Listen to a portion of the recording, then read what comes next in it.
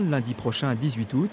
En attendant, les moutons restent maîtres de la base aérienne de Toul-Rosières.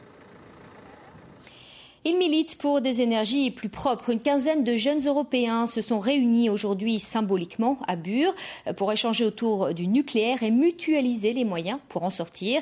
C'est la première étape d'une série de rencontres soutenues par les programmes jeunesse de l'Union européenne. Reportage Cécile Boisson, Thierry Gannet.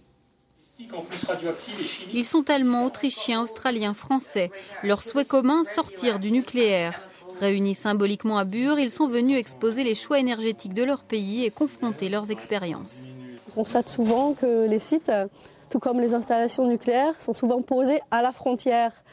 Donc on s'est dit, c'est pas un problème de pays, c'est un problème international. Donc à nous d'aller voir ce qui se passe chez les autres, trouver le moyen de s'aider les uns les autres et de dire, on pense de façon globale.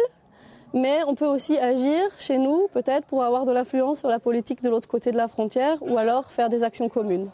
Comme les Allemands, les Autrichiens ont choisi d'en finir avec le nucléaire via référendum. Pourtant, en 2000, une centrale a vu le jour à la frontière avec la Tchéquie, relançant ainsi les inquiétudes de la population. Tschechischen Republik wurde im Jahre 2000 ein neues Atomkraftwerk in Temelin. Une centrale nucléaire a été ouverte en 2000 à Temelin, alors qu'en Autriche, on espérait depuis 1986 et Tchernobyl que ça ne se passerait pas. Les politiques avaient d'ailleurs promis que ça n'arriverait pas.